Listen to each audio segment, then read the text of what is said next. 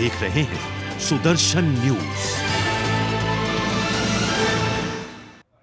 Break के बाद एक बार फिर आप सभी का स्वागत है। चलिए खबरों में आगे बढ़ते हैं। आपको बता दें कि सुशांत सिंह राजपूत सुसाइड केस ने बिहार से लेकर महाराष्ट्र तक हिलाकर रख दिया है। बिहार पुलिस बनाम मुंबई पुलिस की जंग के बाद अब जांच सीबीआई को सौंप दी गई है, लेकिन मुंबई पुलिस सवालों के घेरे में है। सुशांत केस में कई पॉलिटिकल चेहरे संदेह के घेरे में हैं। सरकार पर पुलिस पर दबाव बनाकर सुशांत केस को भटकाने की कोशिश की गई है। महाराष्ट्र बीजेपी नेता नारायण राणे ने आरोप लगाया है कि सरकार के लोगों ने पुलिस के साथ मिलकर सुशांत की हत्या कराई है। मामले में उद्धव ठाकरे के बेटे आदित्य ठाकरे का भी नाम सामने आ रहा है। आखिर सुशांत केस में अब तक कौन कौन से मोड़ आए हैं और किस तरह से आरोपियों को बचाने की कोशिश हुई है, ये एक रिपोर्ट देखिए।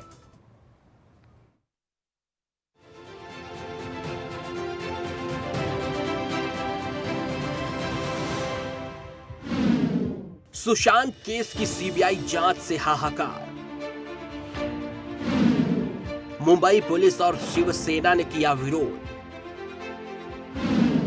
सीबीआई जांच से सुलझेगी सुशांत केस की गुत्थी। सीबीआई जांच की आंच में पॉलिटिकल चेहरे। सुशांत केस को लेकर अभी तक कई मोड़ सामने आ चुके हैं। कई राजनीतिक चेहरे भी सुशांत केस की जकड़ में हैं, जिन्हें बचाने की पूरी कोशिश की जा रही है। महाराष्ट्र सरकार में बैठे कई चेहरों को संदेह के घेरे में देखा जा रहा है। इसीलिए ही सुशांत केस में महाराष्ट्र बनाम बिहार पुलिस की जंग जारी है। फिलहाल अब केस सीबीआई को सौंप दिया गया है। अब सीबीआई सुशांत केस की गुत्थी सुलझाएगी।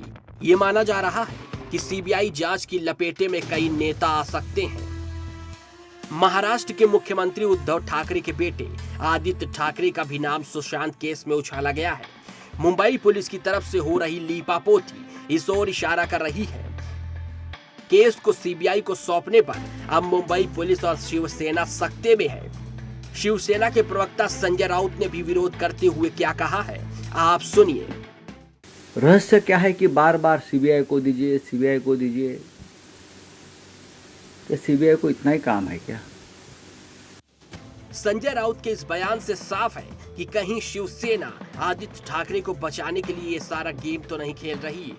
मैं तो ये कहना चाहता हूँ, महाराष्ट्र सरकार जो आज है वो गुनहगार को प्रोटेक्शन दे रहे हैं, बचाने की कोशिश कर रहे हैं।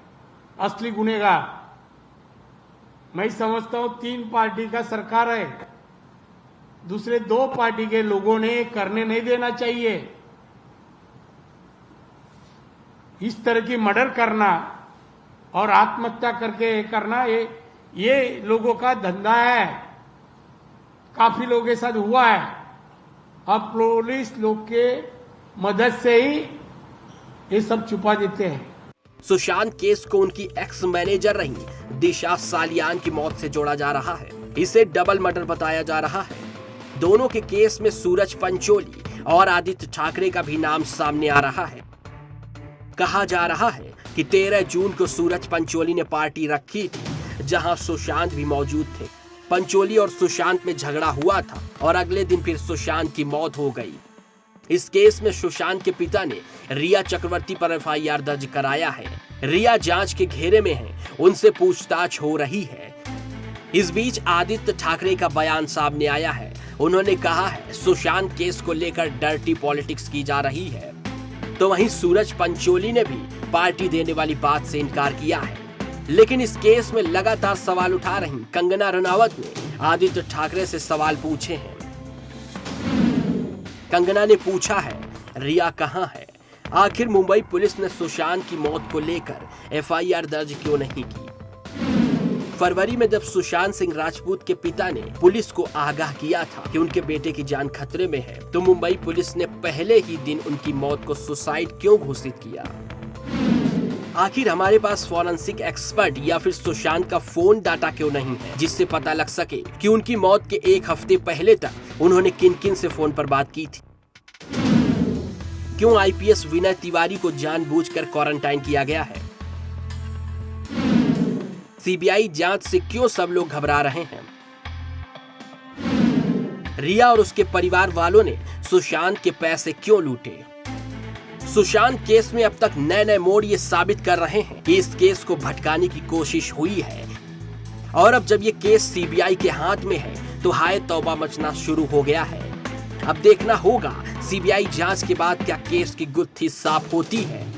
Bureau report, Sudarshan news.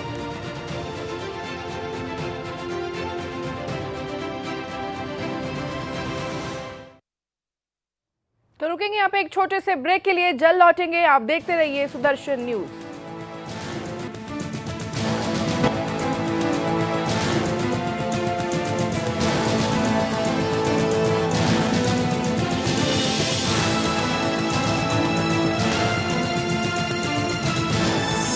आप देख रहे हैं सुदर्शन न्यूज।